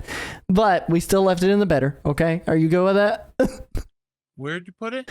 In the better category. That's bullshit. In the good category, we got Mario and Luigi Partners in Time, Dream Team, Paper Mario, Super Paper Mario, Mario Golf Advance Tour, and Mario plus Rabbids Kingdom Battle. Next week you can just have the chat. No!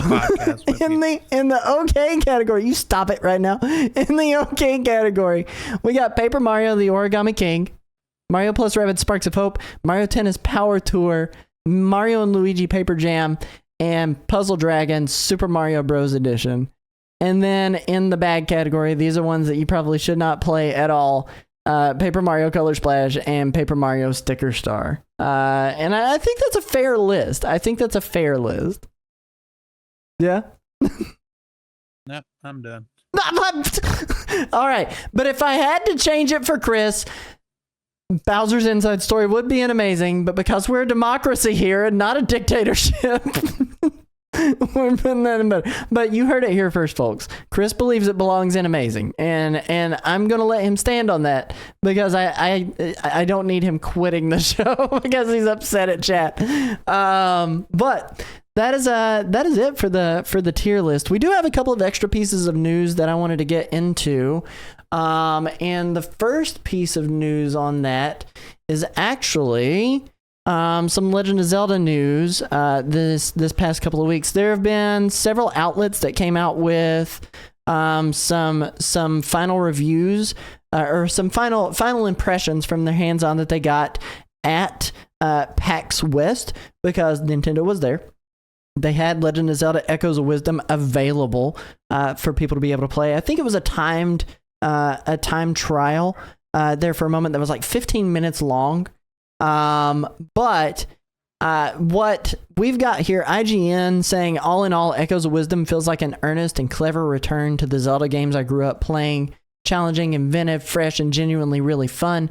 Every new puzzle conflict is a blank canvas for experimentation, but it's all wrapped in that distinctively familiar and challenging Zelda gaming vibe that made me fall in love with these games to begin with. And then they go on to say whether the way the game plays will get along for the whole trip remains to be seen, but right now it feels like a smart move and a truly exciting way to push the classic side of the franchise toward the future. We also had, I believe, who else did we have on our list? Video Games Chronicle, where what they said as their final wrap up,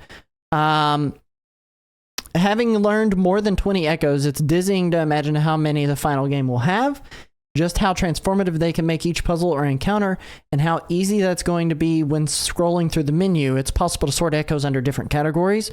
Though having most recently used by default seems the most practical for now, we just hope the final game will continue encouraging us to make the most of our wisdom, rather than relying on the sword as a crutch. Also on the list here, Eurogamer had a impressions review that they had came out with, saying... let me see here. They said, I simply can't wait to see more of Echoes of Wisdom, a game that hosts the inventiveness of Tears of the Kingdom, but within perhaps more manageable limits. That wraps this in the DNA of classic top-down entries such as Link's Awakening, and more importantly of all, looks set to stand out on its own as a remarkable entry in the series' main canon. This is finally Zelda's moment to shine. And then... the final one that I really kind of wanted to focus on here, and this is from Games Radar.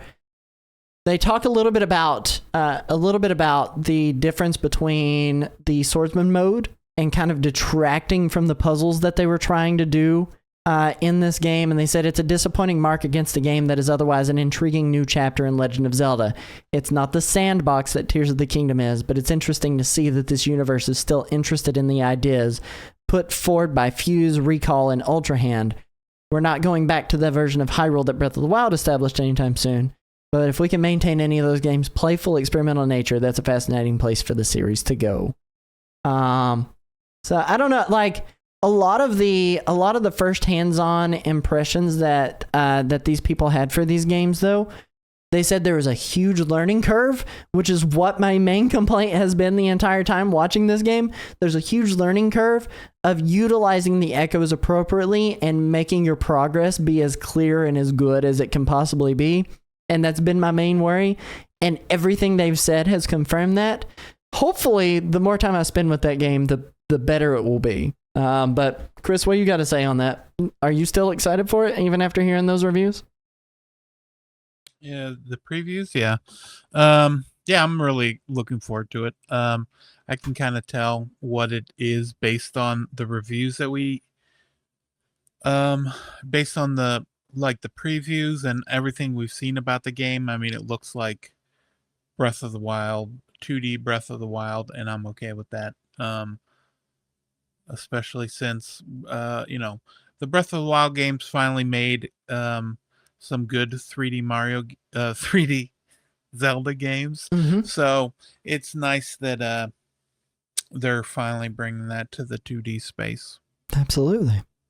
There was a couple of other things that came out about Zelda Echoes of Wisdom that Chris pointed out to me earlier this week in a small trailer. I don't have those trailers ready to show on screen. But one of them was the Lon Lon Ranch is kind of possibly in that. They had a small teaser that like cut off right before you would enter Lon Lon Ranch, if I'm remembering correctly, right? Yeah. It was a lot of horseback riding. So they show like riding the horse to get around a lot. I don't know how much of it's going to be us riding the horse around and how much is going to be us On foot. on foot or just fast traveling, to get where we want to get. As long as we don't need to use Amiibo to fast travel, that'd be great. Don't do it to us, Nintendo. Yeah, please. But that was the main part of that, and then there were a couple of Switch 2 rumors about Switch 2. First off, there were 3 people who had shared thoughts on an upcoming reveal of the Nintendo Switch later this month. And those 3 people, do you remember who those 3 people were, Chris? I'm trying to pull up my article here that I had. Of the 3 people, it was there we go. I believe it was another Chris. It was another Chris. Chris Dring. I actually finally got my article pulled up. Chris Dring, with industry whispers around something Switch 2 related happening this month, I thought I'd remind everyone of the official list of the greatest game consoles of all time. Number 1, Nintendo Switch. Number 2, everyone else. Andy Robinson goes on to retweet Stealth, who was tweeting about Chris Dring's industry whispers. It says, seems a bunch of press have heard this, but I still wouldn't bet my house on it. And then David Gibson also retweets Chris Dring and says, think it might be September 18th through the 26th or in early October, avoid Tokyo Game Show. And I mean, I gotta be honest, like, I think the earliest we'll hear about it is October. You seem to be more on the side of Chris, thinking that we're going to be seeing it sooner than October, right? Well, I thought we might see it in September, but I mean, time is ticking down. I don't know. Do you think they would give us like a big enough heads up to say, "Hey, we've got this coming out. We're gonna show you the first look at the Switch 2 Advance new U"? Or like, do you think it's gonna be like night before? Hey, we're gonna be revealing this, and then like literally that day they're gonna put them up for pre-order? Oh, at retailers. I don't think they'll put them up for pre-order until they reveal them sometime next year. Oh, so you don't think it's getting revealed until next year then? No. I think it'll get revealed. I mean, that's like when they showed it off last time. They showed it off in October, and then they were like, we're going to do a full blowout in January. And then shortly after that, they had the pre-orders. I think they'll do something similar. I got you. I think ultimately, like, the earliest that we're going to hear about it is October. The difference maker here is, and we've talked a little bit in the past about when we thought they would announce it, and this was back when we thought we were going to get a release of the Switch 2 in March again. Like, I was like on the board saying, hey, this is coming out in March, and I think 2024. No, 2025. Like the Switch 2, whatever it may be. Yeah. And I think I've kind of pinned that back just a little bit more, and I'm saying like, yeah, maybe not March now, especially with industry insiders saying April. But back when the original Switch launched, they did the reveal of it in October. Because they needed that 6-month runway to kind of turn around everybody back toward Nintendo. Everybody was so out of Nintendo because the Wii U, I mean, clearly the unit sales are there to prove itself. But I think that overall, they don't require as much runway to do a marketing strategy surrounding the Switch 2. They can wait all the way to January before they show us anything about the Switch 2 if they really wanted to. Yeah. I mean, they can. I mean, I feel like they're in a position where they can just show it off whenever they want. Mm-hmm. And it's because of the success of the Switch, ultimately. But October is the earliest I see us seeing anything, and I think it would be after TGS. I think it would be after Tokyo Game Show before we see anything on it. Yeah, because if we're gonna see it in September, I think it would be next week. Yep. Well, I mean, we still have a few days until the 18th. You know, we got a week. We got a week and a day. Yeah. 18th to 26th. they're not going to want it the week of Zelda. No. And they're not really going to want it too close to that. So I would think if they were going to do it, it would be by, next Wednesday at the latest. Absolutely. I'm 100% with you. There was a report from Video Games Chronicle that came out as well. Nintendo Switch 2 has backwards compatibility support, it's claimed. The article kind of goes on to say David Gibson, a senior research analyst at MST Financial, suggested financial guidance from Nintendo assembler Poseidon might point to plans to launch the system a little sooner. But Switch peripheral maker Mobipad also claimed Nintendo's next console will be backwards compatible with physical and digital games. So I don't know, like, Mobipad continues to say, hey, this is going to have handheld support for 1080p resolution, docked, it's going to be 4K. Part of me is like, they're a peripheral maker, so yeah, they know a little bit more about what's going on with the development on that. But I mean, if they're going to keep leaking this information, how long are they going to be a peripheral maker? And is it going to have the Nintendo license like Hori does? No, it's not. Like, it's not. Like, this is like if Mad Catz posted a tweet and said, hey, this Nintendo Switch is going to be on the level of a PS5. Would you believe Mad Catz if they said that? No, absolutely not. So, yeah, no. I don't know. I'm hoping backwards compatibility. I'm leaning toward, yeah, most of that's probably true, but I don't think Mobipad knows any more than we do. Yeah, well, I believe it's going to have backwards compatibility, but it has nothing to do with that article or that person. No, not at all. Not at all. But that wraps up the main topic. We're going to be going into the Nintendo Fast Forward to talk about the games that you should know about coming up this next week. We'll catch you right after this. Right after this. There it is. It takes a second for that stuff to kick over. Chris, do you want to tell the people about the games that are coming out?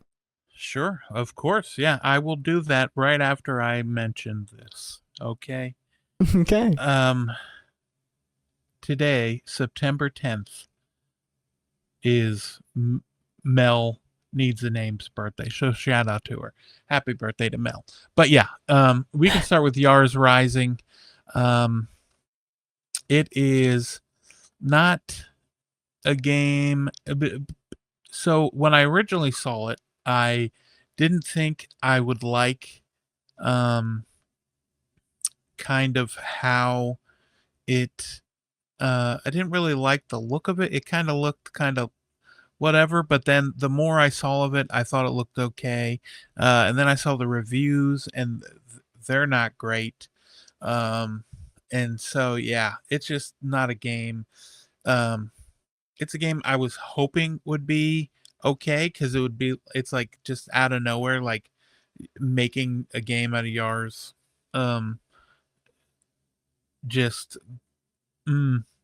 I just wish it could have been a little. I mean, maybe it will be better. Maybe people will play it and they'll actually like it. But yeah, this is out. Was it out the 12th?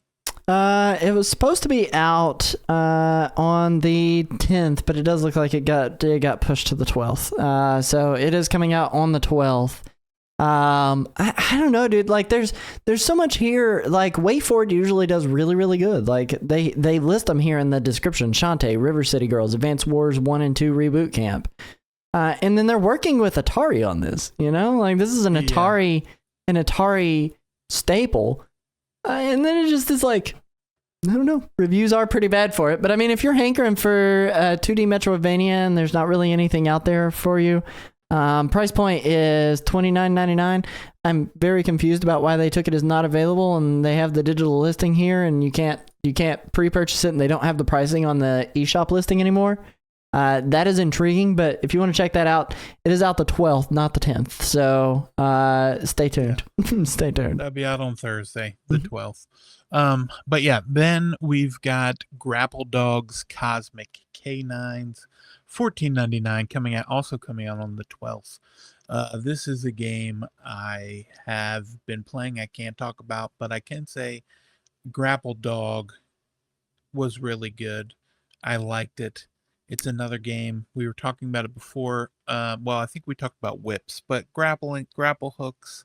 You put a grapple hook in a game, and something about it just feels good. So I'm looking forward to being able to talk about that. That one is how much when it launches?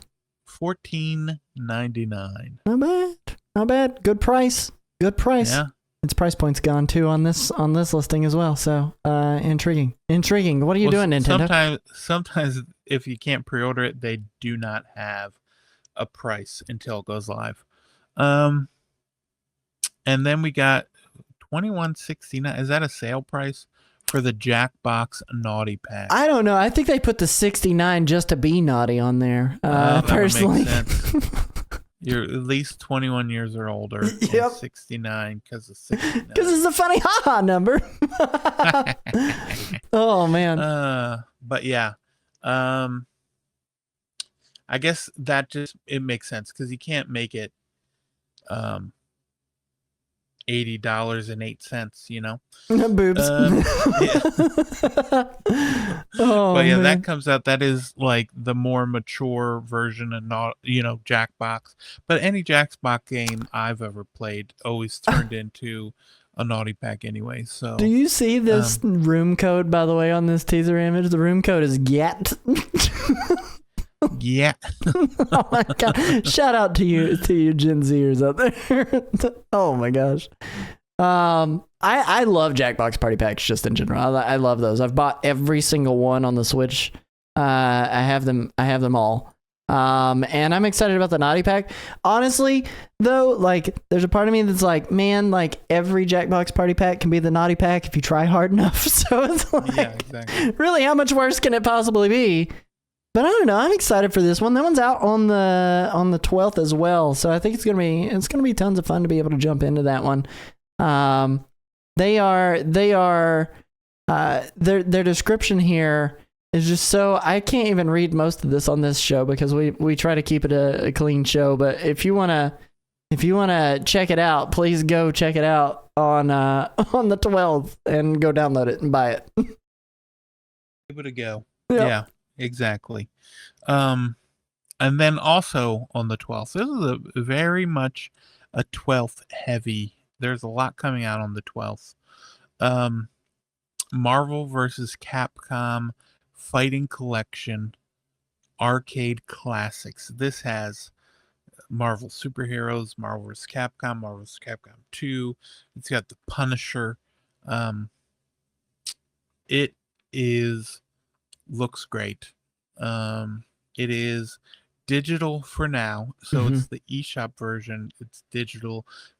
I will say, just get together with your friends, find out which one they're getting, because this game will not have cross-play, so you can only play with people on the same system as you. So find out where they're playing before you grab it, because it is $49.99, even the digital version. Yep. Other news in that same category too is this is coming to Xbox now. It originally, when they teased it, it wasn't, but they have worked with Xbox to try to solve the issue, and they have confirmed that it's coming to Xbox on a later date. And I know we're the Nintendo Rewind, not the Xbox Fast Forward, but I thought it to be noted, if it is not cross-platform, you want to get it on to play with your friends, double check and see if they have an Xbox, if that's where they're going to be playing it. But I think the Switch version of this is going to run just as fine as any other version. Yes, reviews have come out on that, and I have a couple friends that have played it on the Switch so far, and they say it is fantastic. $50 hairs, man, that's crazy. $50 hairs. Probably most of that's for the arcade game, The Punisher. The Plucky Squire comes out not this Tuesday. Not today, Tuesday. But next Tuesday, the 17th. So before we have our show, this game will be out. The Plucky Squire, $29.99 on all platforms. It is $29.99, $34.99 if you get the physical edition. But yeah, this is out. Who is doing the physical edition again? Is it limited run? It's not limited run, is it? I don't think it is. I don't think so. I think it's just the physical edition. Hang on. I'm gonna go look who's publishing physical Plucky Squire. It's a Devolver Digital game. You can pre-order it physically. Oh, it's because the physical isn't coming out until February 2025. Yeah, so they have a physical deluxe edition that is being pushed out by All Possible Futures, it looks like.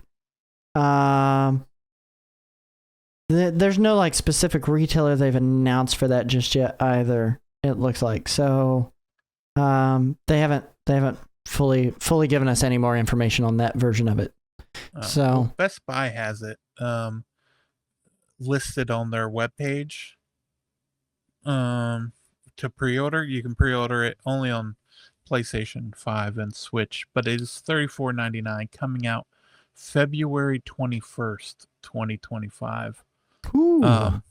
So if you want to get this game, you can either get it on the 17th or in February for $5 more on the physical edition. You know what I think I might be doing is I want to pick this game up on release day because I've been very much looking forward to this. Like the art style and everything looks really, really good. Yeah. But part of me is a little bit worried about how it's going to perform on the Switch, especially when you look at stuff like this. Granted, like Yoshi's Crafted World looks amazing on it, on the Switch. But like I want to have the best experience for this. And I think a lot of people are also like wanting to have a Zelda-esque experience, and I think it's kind of perfect timing to release this at the same time frame as Zelda is coming out.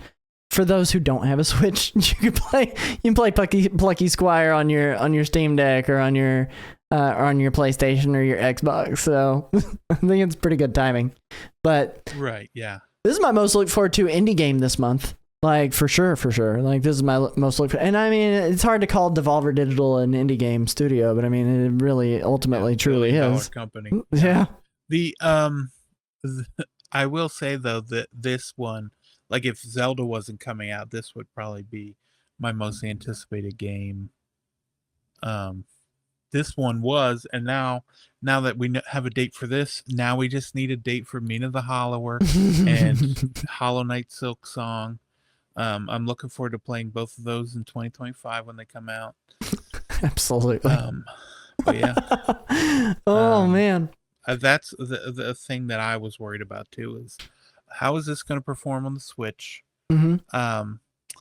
But I really do hope that, because some of these companies started off with the Switch as the lead SKU, and then everything else, they port the Switch version to the other versions. Like that's what they did with the Prince of Persia game, and I can only hope they did that with this, because all the stuff that Nintendo has been showing us with their videos and everything, Nintendo seems to be hyping this one up too on the Switch. But they also hyped up I'll tell you what, I'll wait a few hours. Stories. I'll wait a few hours for you to do your video on it, and then I'll go. I'll go play you'll it. Let me know. Yeah. Yeah. I'll be like, okay, I'm gonna go buy it now. Yeah. I'll be like, okay, the coast is clear. If not, I'll just be crying in a corner with a poorly performing $30 investment. Oh man. Oh my goodness. Well, that brings us to the end of the episode. We do have a couple of announcements here, and like one little news piece too.